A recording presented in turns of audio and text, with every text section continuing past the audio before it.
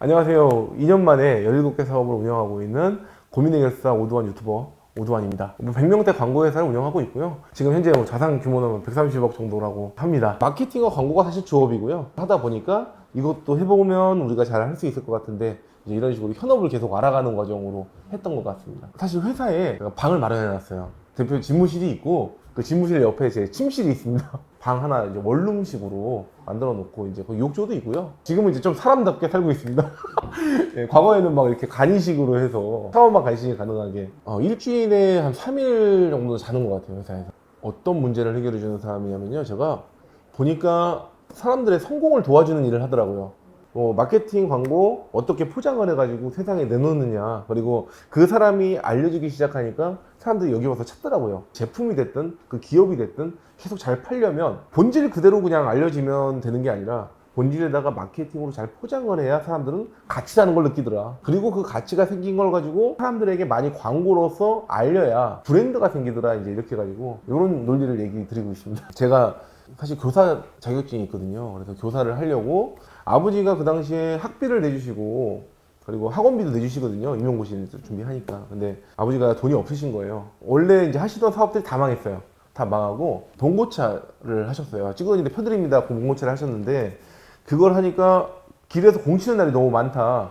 그래서 실제로 카드값이 엄청나게 쌓여있고 막 마이너스 통장 쓰고 막 이러시는 게 보이더라고요. 어떻게 하면 아버지가 돈을 버실 수 있지? 그 당시에 아버지가 8일만 원 쓸 수가 없는 거예요. 자동차를 고쳐봐라 이렇게 얘기해도 누가 오는 상황이 아니잖아요, 길거리에. 그러다 보니까 아버지를 어떻게 하면 세상에 좀 아버지한테 오게 만들 수 있지? 그럼 아버지를 좀 포장해야겠더라고요. 세상에서 우리 아버지는 한 분이고 그리고 이 아버지의 독특한 매력을 알려줘야 그들도 또 가치를 느껴서 오지 않을까, 이 고민을 그때 했던 것 같아요. 그 아버지가 과거에, 아주 과거에 이제 우리나라가 해외 파견을 가지 않습니까? 다른 나라 가서 페인트 칠하고 오시는 그런 일을 하셨었어요. 그럼 그걸 갖고 와야겠다. 페인트 색조합을 또 그렇게 잘하세요. 페인트에 대해서 그래서 색깔 맞추는데 또 전문가다. 그런 식으로 포장을 하고 이후에 간판업을 하셨어요. 예, 근데 간판업도 열심히 이제 철을 만드는 일이다. 간판 철을 10수년 잡아보셨고 페인트도 해외파 페인트 경력이 있다. 이 두 개를 합쳐놓으니까 좀 그럴싸한 거예요. 사실 이 두 개를 엮어놓으니까 그럴싸한 것이지 잘 보면은 크게 상관없거든요. 벽을 칠하는 일이지 차를 칠하는 일은 또 아니잖아요. 철을 넣는 것도 간판이 철을 일일이 펴가지고 만드는 게 아니거든요. 그러니까 사실 크게 상관은 없는데 그거를 말하고 나니까 사람들은 거기에서 가치라는 걸 느끼고 실제로 거기 찾아오고 싶게끔, 한번 만나보고 싶게끔, 내 차를 맡기고 싶게끔 포장이 되는 거죠. 근데 사실 이게 하다 보니까요, 그냥 이것만 가지고 얘기하기에는 뭔가 좀 애매해요. 굳이 내가 거기까지, 그것도 길거리에 갈 이유는 없는 거거든요. 제 이야기를 솔직하게 얘기를 했죠.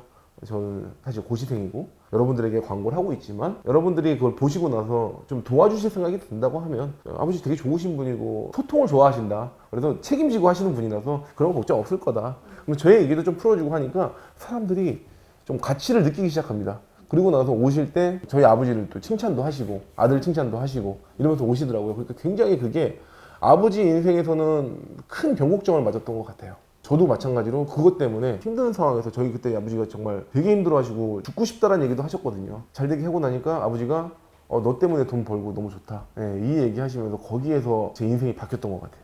그 카페를 제가 열었는데 카페 회원이 3,000명이 쌓입니다. 그리고 예약을 잡는데 길거리 봉고차에 3달 내내 잡히는 거예요. 3달 내내 풀로 잡혀가지고 원래 일요일 날은 쉬시는 게 또 아버지 철칙이신데 일요일도 못 쉬시는 거예요. 연락이 오잖아요. 죄송한데 저희가 3달 뒤에나 가능하겠다 이렇게 얘기하신 거예요. 근데 사람들이 이제 당황스럽잖아요. 길거리 봉고차라 그래서 이게 무슨 예약이 이렇게 많아?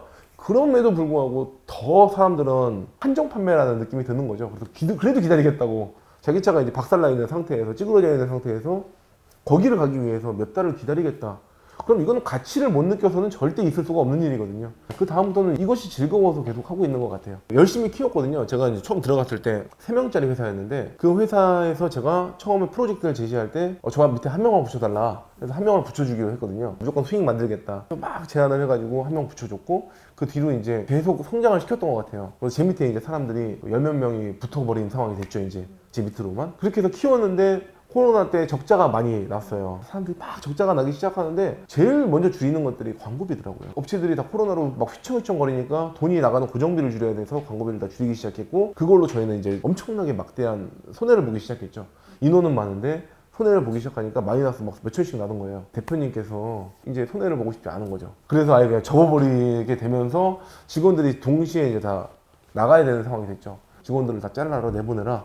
저한테 이제 계속 압박을 하셔서 내가 내 손으로 못 자르겠습니다. 그냥 믿고 좀 가지십시오. 그럼 제가 어떻게든 만들어 볼게요. 계속 설득을 했어요. 같이 저는 그래도 십몇 년 일을 했던 친구들인데 이제 이거 아니다. 그래서 다 데리고 나가겠다 했는데 어쩔 수가 없었던 것 같아요. 그래서 제가 집을 팔았죠. 원래 반지하 살았거든요. 제가 잘 산 것도 아니고 와이프 외삼촌에게 반지하 보증금이 300만 원이었거든요. 그 당시 삼촌에게 빌려가지고 300에 23만 원인가? 반지하를 들어간 거죠. 와이프한테 제가 다시 물어봤어요. 회사를 잘렸고 나와야 되는 상황이 됐고 애들을 못 버리겠다. 그래서 내가 하려고 하는데 다시 옛날처럼 마이너스 3천씩 빚이 나는 상황이었으니까 그거를 제가 감당하면서 집을 파는 걸로 안 될 수도 있다. 그럼 몇 달까지 장담을 못 하니까 그래서 다시 반지하로 돌아가도 되느냐? 라고 물어봤거든요. 근데 애가 있는 상황이었는데 그랬더니 이제 와이프는 뭐 그래도 그때도 그렇고 지금도 그렇고 행복할 수 있다. 예, 그렇게 얘기해 주더라고요. 그 돈으로 사무실 얻고 장비 다 사고 그렇게 해서 다 투자했죠. 많이 무서웠죠. 왜냐면 2020년 5월에 나올 때 그때 날짜도 제가 정확하게 기억해요. 5월 15일이었거든요.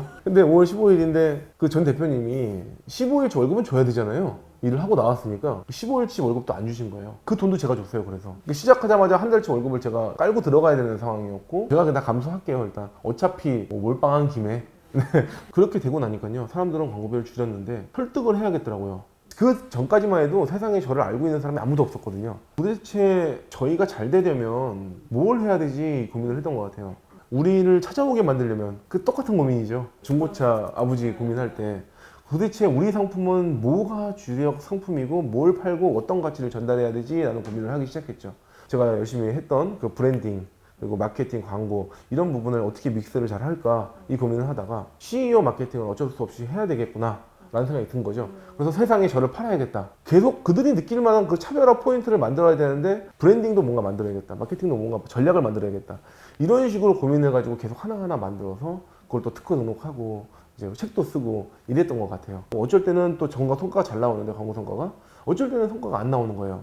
이것들이 분명히 문제가 있으니까 시스템 쪽으로 잡아야겠다. 그래서 이제 계속 시스템 잡고 내용 잡고 그리고 어떻게 하면 브랜딩 할까? 어떻게 하면 전략을 좀 바꿀까? 차별화 포인트를 둘까? 우리의 강점은 뭘까? 이제 이런 고민들을 계속 했던 것 같아요. 그러다가 어느 순간 사람들이 세상에 마케팅 광고업체 되게 많은데 적어도 우리가 하는 그 시스템과 가치가 마음에 들면 그냥 우리랑 같이 일을 하고 싶은 거예요. 그때부터는 경쟁을 안 해도 되더라고요. 뭘 하나라도 더 해주려고 노력을 하겠다더라고요. 그러니까 그걸 알고 나니까 그다음부터는 계속 지금까지 몇 년 동안 저를 팔아가면서 살았던 것 같아요. 사람들이 저보고 미쳤다 그랬어요.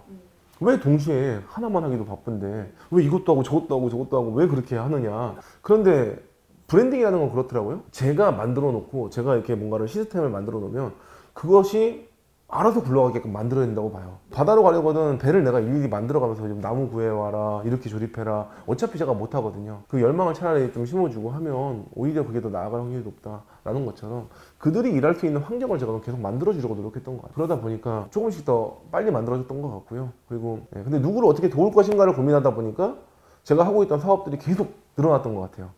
처음에는 이것만 해줘야지 그랬는데 이것도 필요한 것 같은데 이분들한테는 이것도 만들어줘야지 그래서 이걸 만들었어요. 그걸 만들고 나니까 이것도 좀 부족할 것 같은데 이것도 만들고 제가 부족한 거를 어떻게 하면 메울 수 있을지를 계속 고민했던 것 같아요. 그러다 보니까 계속 뭔가 늘어났던 것 같고 그리고 실제로 제가 고깃집도 하고 뭐 스터디 카페도 제가 운영하거든요. 그것도 운영하게 된 계기가 다른 데를 도와주겠다고 하는데 실제로 현업을 모르는 상태에서 고깃집도 안 해본 사람이 그걸 광고해가지고 뭐 오는지 안 오는지 맨날 너 때문에 왔네 안 왔네 이럴 수가 없는 거잖아요. 그래서 현업도 한번 경험해보고 이런 식으로 뭔가 계속 가치를 저만 보는 게 아니라 계속 이 사람과 이 사람이 다 좋으려면 뭘 해야 되지? 계속 이 고민들을 했던 것 같아요.